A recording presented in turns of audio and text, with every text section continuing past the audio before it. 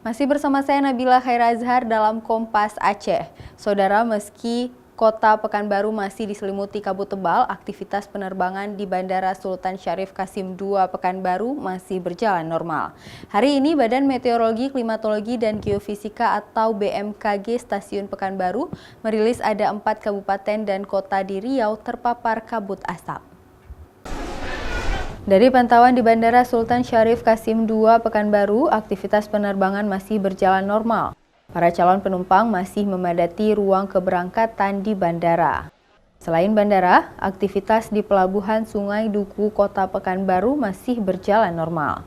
Hari ini ada 2 keberangkatan kapal cepat menuju ke Kota Selat Panjang, Riau. Jarak pandang 50 meter masih bisa, kecuali jarak pandang kita 5 meter, itu lebih waspada lagi kan gitu. Selama ini kan masih bisa lah kita atas. Ini berangkatkan kemana? Ke tujuan ke Selat Panjang nih Pak, dari Pekanbaru ini kan. Menurut nahkoda kapal Ahmad Fuad, jarak pandang saat ini belum mengganggu aktivitas pelayaran. Sawino Ardi, Kompas TV, Pekanbaru Riau.